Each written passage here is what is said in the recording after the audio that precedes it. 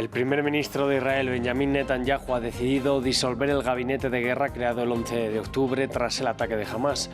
Un movimiento que llega luego de la salida del ex general y político Benny Gantz, que da portazo al pedido del ultraderechista Itamar Ben-Gvir para entrar en el gabinete. Ampliamos desde Jerusalén. La batalla electoral en Francia ya conoce a sus principales contendientes. El nuevo Frente Popular de Izquierdas, el oficialismo de Emmanuel Macron y Agrupación Nacional de extrema derecha serán las principales candidaturas en las elecciones legislativas adelantadas para el 30 de junio. Y un guardacostas chino y un buque de reabastecimiento de Filipinas chocaron en aguas del mar de China Meridional. Se trata del más reciente episodio de tensión en estas aguas en disputa del que Beijing culpa completamente a Manila. Tenemos reporte desde la capital china. Bienvenidos a un nuevo informativo de France 24. Mi nombre es Rodrigo Sedano y es un placer estar con ustedes. Vamos a abrir este informativo en Israel con la noticia de la disolución del gabinete de guerra por parte del primer ministro Benjamin Netanyahu. Este grupo dirigente, creado el 11 de octubre tras el ataque de Hamás, había sufrido un revés hace una semana con la salida del ex general y político Benny Gantz por diferencias con Netanyahu. Vamos a conectar con Jerusalén para hablar con nuestro corresponsal para Israel y los territorios palestinos, Federico Cuéllar Verena. Fede, muy buenos días. ¿Qué más sabemos de esta disolución? ¿Ha hablado ya el primer ministro al respecto? Sí, era un movimiento que se esperaba que hiciera Netanyahu después de la salida de Benny Gantz de este gabinete de guerra que había sido creado especialmente para incluir a uno de los líderes de la oposición que ha vuelto ahora a la oposición en la toma de decisiones sobre la guerra, una toma de decisiones que estaba reducida a Netanyahu, Gantz y el ministro de Defensa Yoav Gallant. Ya sin Gantz en el gobierno de emergencia habían crecido los pedidos del ala más radical del gobierno, principalmente del ministro de Seguridad Itamar Ben-Gvir, para integrar este gabinete de guerra. Es por eso que la disolución se entiende aquí en Israel como un intento de Netanyahu de esquivar tener que dar poder de decisión sobre temas sensibles al ala más extremista de su coalición.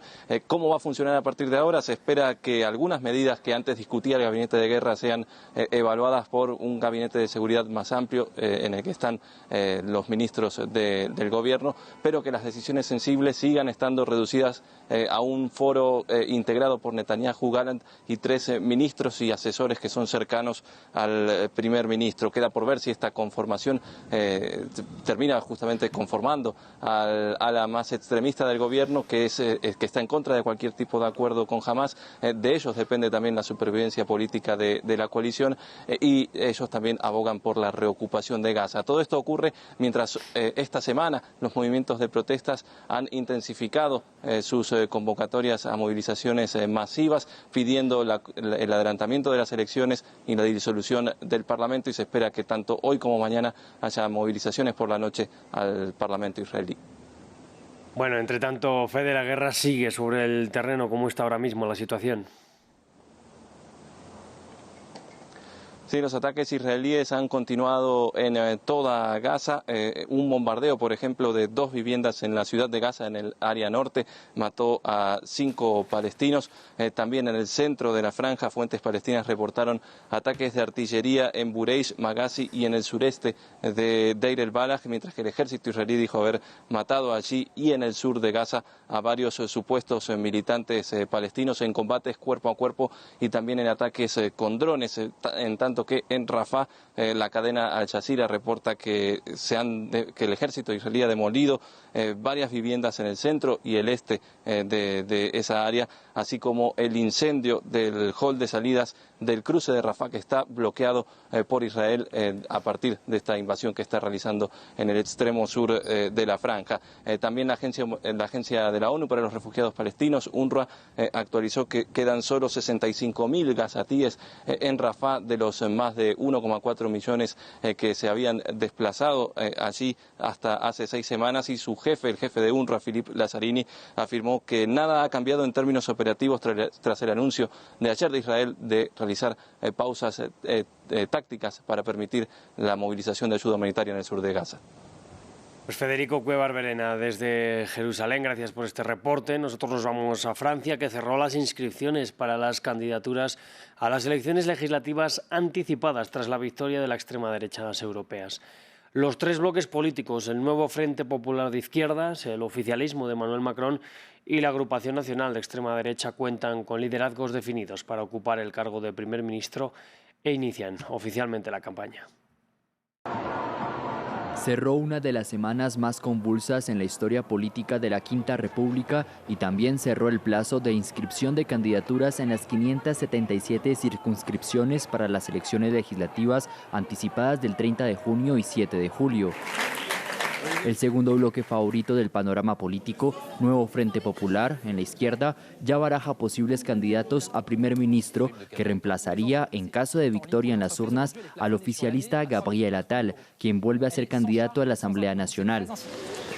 Dos figuras importantes corren riesgo de eclipsarse: François Hollande, expresidente, y Jean-Luc Mélenchon, varias veces candidato a presidente. Empezar de nuevo a atacarnos unos a otros no nos permitirá ganar ni convencer a la gente de que podemos ir más allá. Así que estoy desechando cualquier rencor y espero que François Hollande haga lo mismo. Desde la coalición de izquierdas, algunos candidatos a las legislativas han recordado que le corresponderá al grupo mayoritario en las urnas proponer su candidato a primer ministro. Entre tanto, en las filas de la extrema derecha, la decisión ya está tomada. Un gobierno de coalición es parte de nuestras instituciones y sí, estoy de acuerdo en que Emmanuel Macron ha optado por considerar a sus primeros ministros como colaboradores, cosa que yo no seré. Jordan Bardella, presidente de Agrupación Nacional y mano derecha de Marine Le Pen, busca convertirse en primer ministro a sus 28 años. Promete trabajar en tres prioridades claras: poder adquisitivo, seguridad e inmigración, y no descarta un gobierno de unidad nacional. Bardella cuenta con el apoyo del líder de los republicanos, centro-derecha, Éric Ciotti, quien, a pesar del rechazo de la mayoría de su partido, postuló a al menos 62 candidatos bajo la misma bandera de Agrupación Nacional. Y hubo un nuevo incidente en aguas del mar de China Meridional. Un guardacostas chino y un buque de reabastecimiento filipino chocaron en estas aguas en disputa entre ambas naciones. Beijing acusa a Manila de ser totalmente responsable del incidente en torno al atolón de Second Thomas. Nuestro corresponsal en la capital china, Adrián Poncillas, nos amplía. Era la crónica de una colisión anunciada. Después de amenazas, escaramuzas y ataques con mangueras, un barco chino y otro filipino han chocado hoy en aguas en disputa. Solo disponemos de la versión de Beijing. Asegura que la nave filipina ignoró las múltiples advertencias y que se acercó de forma peligrosa y poco profesional a los barcos chinos que navegaban con normalidad hasta consumar la colisión. No aclara si hubo daños ni heridos. Manila, por su parte, ha calificado esa versión como engañosa y falaz. El incidente ha tenido lugar otra vez en las cercanías del ya celebérrimo Sierra Madre, ese barco oxidado y desvencijado que Filipinas dejó varado en un banco de arena de las Islas Spratly con la única intención de impedir que China ocupe la zona. Un ataque a ese barco donde hay militares en activo sería un acto de guerra y Filipinas y Estados Unidos tienen firmado un acuerdo para la defensa mutua. Así que a China no le queda más que intentar impedir que esas sufridas tropas, en medio del calor del trópico y comidas por los mosquitos, les lleguen suministros. Recientemente Manila lamentó que China bloqueara también la evacuación de un soldado enfermo.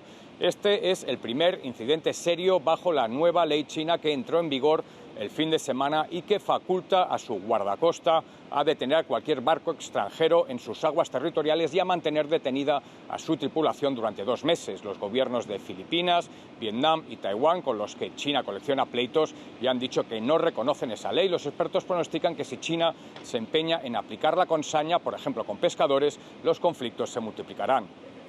Y anoche en Nueva York se entregaron los premios Tony, conocidos como los Oscars del teatro.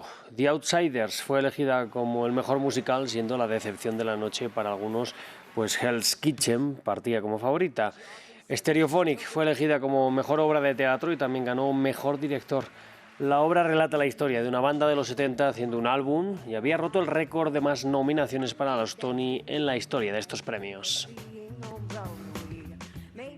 De esta forma vamos a cerrar nuestro informativo, pero yo les invito a que sigan aquí con nosotros en France 24, que enseguida volvemos.